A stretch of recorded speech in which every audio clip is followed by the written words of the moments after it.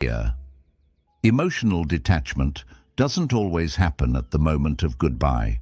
Sometimes you're still there, physically present, but emotionally lost. You're holding on to someone who no longer sees you, waiting for a word, a touch, a sign of care comes. Yet still, you remain, not because you're weak, but because you believed, you loved, you gave from your heart. At some point, that attachment strangle you instead of support you. And that's where the real battle begins. Not with them, but within yourself. Stoic wisdom doesn't ask you to ignore your feelings. It teaches you to understand them and redirect them, to separate what's in your control from what's not, to recognize the difference between what you can influence and what you must release. And most of all, to see that attachment is not the same as love, and that love should never mean self-destruction. In this episode, I won't ask you to forget someone you once loved. Instead, I'll invite you to finally be free from the pain that's still tied to them. I'll share with you 10 Stoic rules, inspired by Marcus Aurelius, to help you reclaim your heart, your mind, and your life. The goal isn't to become cold or distant. The goal is to come back to yourself, to silence that inner voice that keeps whispering, maybe they'll return, maybe they'll change. Because today, you're the one who will change. Are you ready to begin this journey? 1. Accept what's out of your hands. Have you ever found yourself replaying the same moments over and over in your head, wondering what you could have said differently or done better, or held on just a little tighter so they wouldn't walk away? It's almost like our mind becomes a theater of regrets, showing the same painful scenes on repeat. But what if I told you that the first step to emotional freedom isn't found in rethinking the past, but in accepting the present? This is where Stoicism speaks loudest. Marcus Aurelius once wrote, "You have power over your mind, not outside events. Realize this, and you will find strength." That one idea alone can change the way we relate to heartbreak. Because the truth is, you can't control how someone feels about you. You can't force them to stay. You can't rewrite their choices. The moment you accept this, not intellectually but emotionally, you begin to release the weight you've been dragging around for too long. We often confuse letting go with giving up, but they're not the same. Giving up is what happens when we lose hope in life. Letting go is what happens when we choose to stop fighting battles we were never meant to win. You see, clinging to someone who's already chosen to step away is like grabbing a rope that's burning your hand. The tighter you hold, the deeper. Is it fear of being alone? Is it the belief that you're not enough without them? Is it the illusion that closure will finally bring peace? Whatever it is, the cost is too high, because the more you try to hold on to them, the more you lose yourself. Detachment starts with a shift in responsibility. It means saying to yourself, I am only responsible for how I love, not how they receive it. I am responsible for how I show up, not whether they recognize my worth. I am responsible for how I heal, not whether they come back. That shift is power. That shift is peace. Think of a tree shedding its leaves in autumn. It doesn't panic. It doesn't cling. It lets go, not because it failed, but because the cycle is part of its nature. The same applies to us. People come and go. Feelings change. What was once certain becomes uncertain. It hurts, yes, but resisting this reality won't bring comfort. It only brings suffering. So instead of asking, why did they stop caring? Ask, what part of me is still trying to change what's already done? Instead of hoping they'll wake up and realize what they lost, wake up yourself. and realize what you've been losing while waiting: time, energy, clarity, self-respect. Here's the hard truth. Healing doesn't begin when they come back.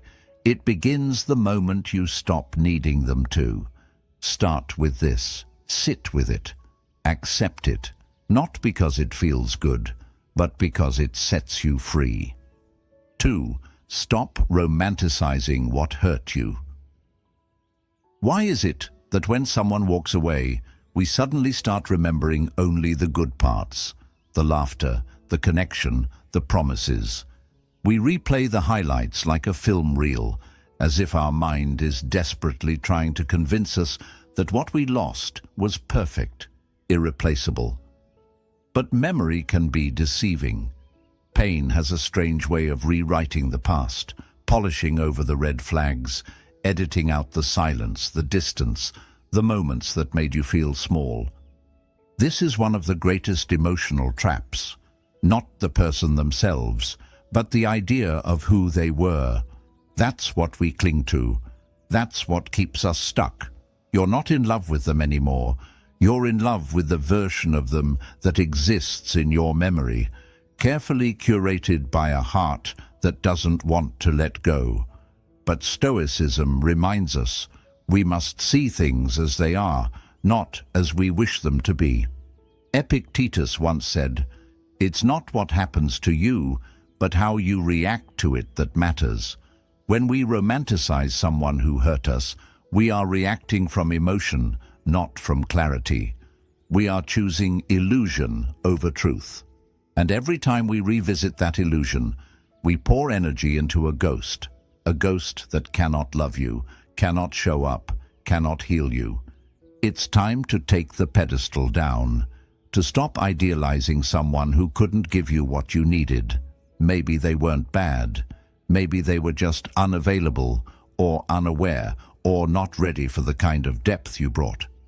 But either way, they left a scar, and pretending they didn't is not strength.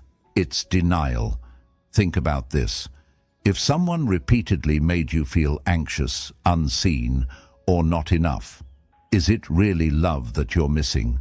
Or is it the comfort of familiarity, the fear of starting over, the longing for who you were when you were with them? You owe it to yourself to be honest here, because clarity isn't cruel, it's compassionate. This isn't about bitterness, it's about protection. When you stop romanticizing the past, you stop inviting it back into your heart. You start to see the full picture, the beauty, yes, but also the pain. And only when you see both can you truly let go. So the next time your mind drifts back to those moments, pause. Ask yourself, am I remembering the truth, or am I creating a fantasy that keeps me stuck? Because healing doesn't mean forgetting, it means facing the past with open eyes and an open heart, and choosing yourself anyway. Let go of the story, let go of the fantasy, and in that space, begin writing something new, something real, something where you are no longer a second choice in your own life. 3. Create distance to regain clarity. When emotions are raw, proximity becomes poison. Staying too close to someone you're trying to let go of, whether physically, digitally, or emotionally, only deepens the wound. It's like trying to dry your clothes in the rain. You keep hoping for healing, but you're still standing in the very storm that soaked you. That's why the Stoics emphasized separation, not just from people, but from the impulses and illusions that blur our judgment. Marcus Aurelius wrote, "You must build up your life action by action and be content if each one achieves its goal as far as possible. But you can't take action, you can't rebuild your strength if your mind is still orbiting around someone else's gravity." Emotional detachment doesn't begin with indifference, it begins with distance. Distance that clears the fog, distance that allows you to see what was real, what was projection, and what was never truly aligned to begin with. This doesn't always mean blocking or disappearing, though sometimes that's necessary. It means drawing boundaries that protect your mental state. Stop checking their social media. Stop reading old texts like they're sacred scripture. Stop feeding the habit of wondering what they're doing, who they're with, or if they think about you. Because every time you do, you hand over a little more control, not to them, but to the version of them that lives rent-free in your mind. There's a kind of power that only returns when you reclaim your attention, and clarity is born from space. When you step back, you begin to see the dynamics clearly, the things you tolerated, the parts of yourself you lost in the process, and the way you settled just to feel needed. You start to remember who you were before the confusion, and more importantly, you begin to see who you could become after it. Think of your mind as a room. As long as that person is sitting in the center of it, there's no space for you to think, feel, or breathe freely.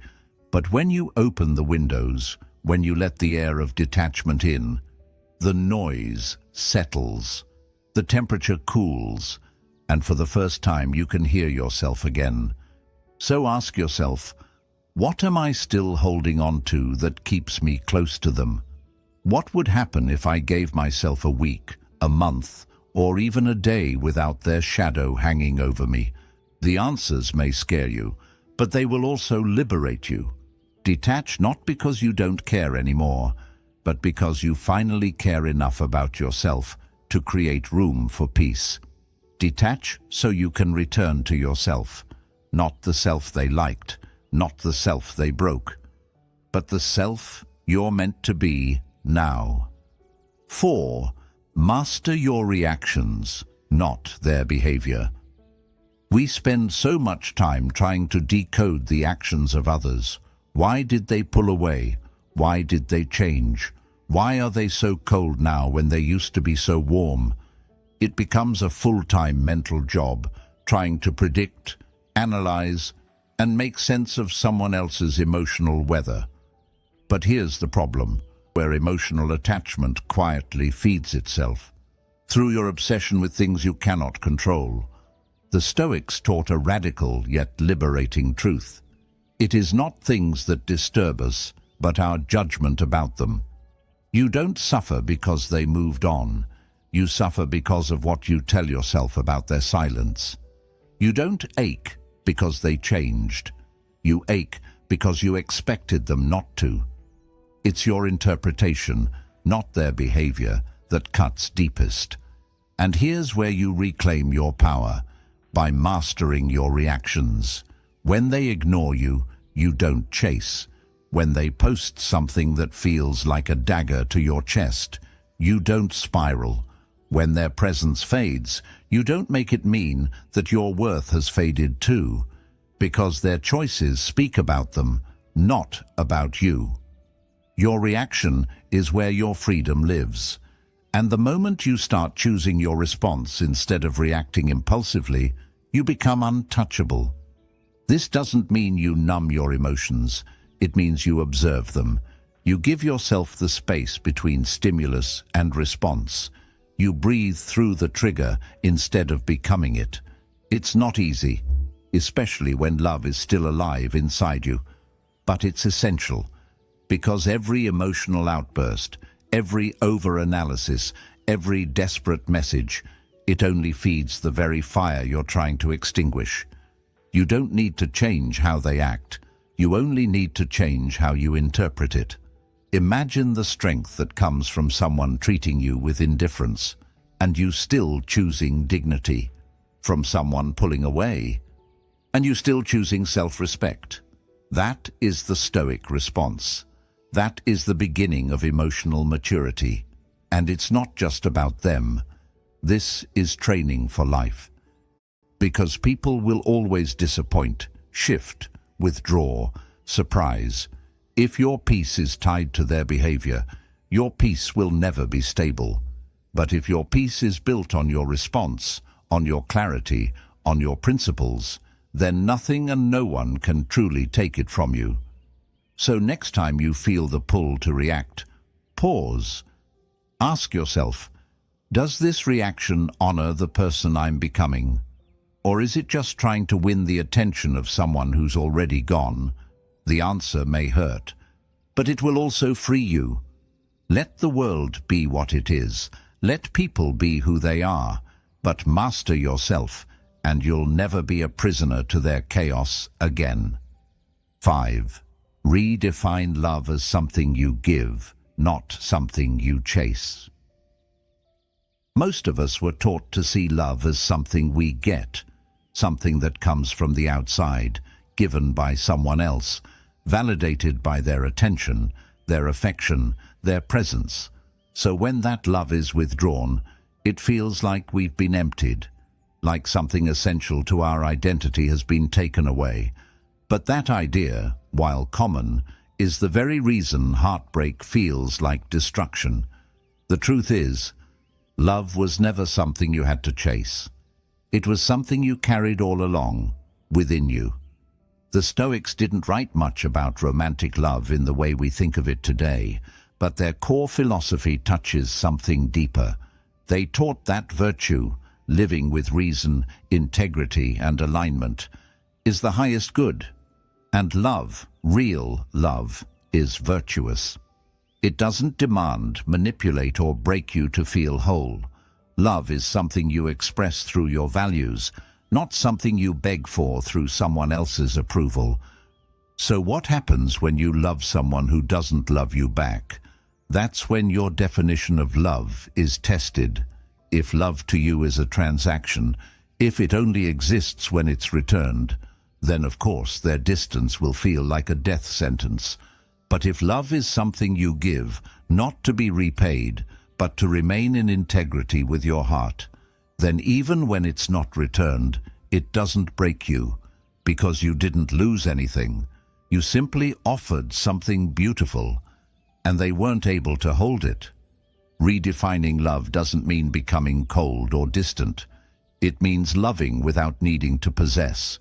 It means you can say, I cared deeply, I showed up fully, I gave what I had to give, and now it's time to walk away with your dignity intact. Think about it this way. If your worth depends on being chosen by someone else, then your worth is always at risk. But if your worth is defined by how you choose to love, with honesty, depth, and courage, then it remains untouchable, even in rejection. So many people stay stuck in emotional limbo, not because they're still in love, but because they never felt seen. They want that person to come back just to validate that their love mattered. But what if it already did? What if the fact that you loved with all your soul is already enough? What if the closure you're waiting for isn't a conversation, but a shift in your own understanding of what love truly is?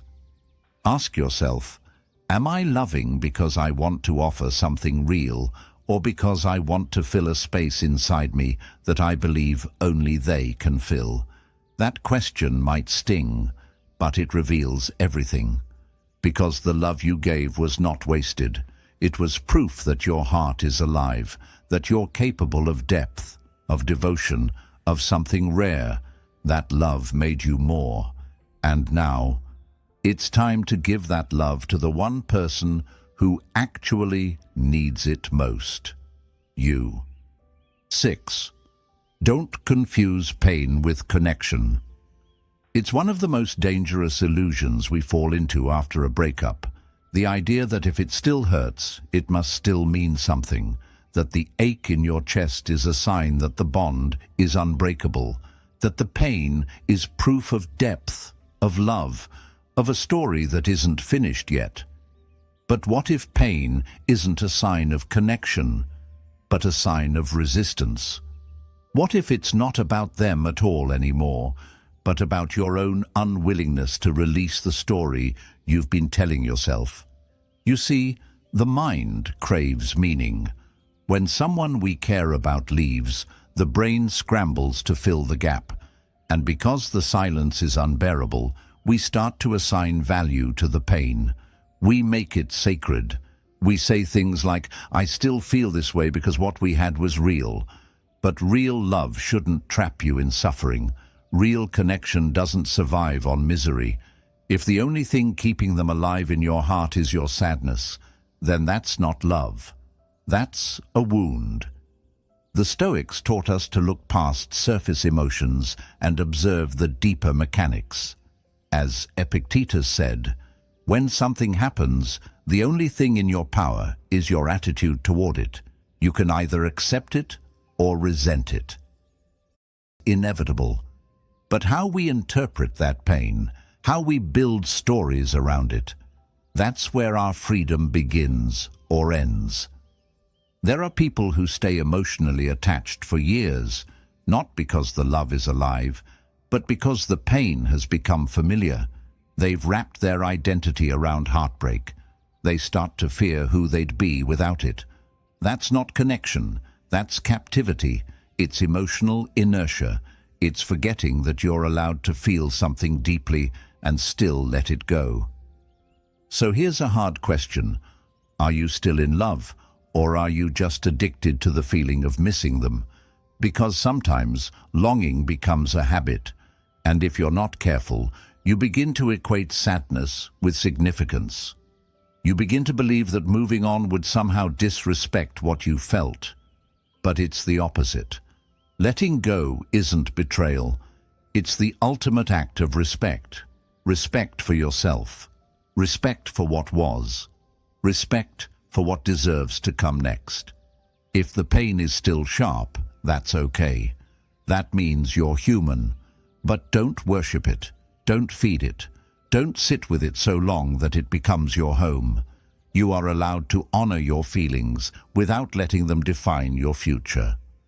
So next time your chest tightens and your mind drifts back, ask yourself this: is this real love, or just an echo of something I haven't fully released yet? The answer might not come right away, but just asking the question moves you closer to peace. And that peace, it's not the end of the connection, it's the beginning of a new one, between you and your freedom. 7. Focus on who you're becoming, not who you've lost. After someone leaves, it's easy to feel like the story is over, like the chapter closed not just on a relationship, but on you, your joy, your direction, your sense of self. You don't just grieve them. You grieve the version of yourself that existed when they were by your side. And in that emotional fog, we make a quiet, unconscious mistake. We start living in reverse, looking back, remembering, comparing, wondering. But healing doesn't happen backwards. It begins the moment you shift your gaze from who walked away to who you're becoming now. Stoicism isn't about burying your emotions, it's about directing them, and that direction should always lead you closer to your values, your clarity, your evolution. Marcus Aurelius said, "Waste no more time arguing what a good man should be. Be one." The same applies here. Don't spend your life wondering what the relationship could have been. Spend your life becoming the person who doesn't need it anymore. Pain has a strange way of showing us what truly matters. It humbles us, strips away our illusions, forces us to confront the parts of ourselves we overlooked while loving someone else. Maybe you abandoned your passions to keep them comfortable. Maybe you made yourself small to make space for them. Maybe you gave, and now you don't even remember what it feels like to receive. That's not your failure. That's your awakening. Because here's the truth. They may have left your life, but the lesson didn't. And that lesson is sacred. It holds the blueprint for the next version of you, wiser, stronger, more aware, but you can't meet that version while you're still chasing ghosts. So the question becomes, what will you build now that they're gone? Not out of revenge, not to prove anything, but because the time and energy you once gave to them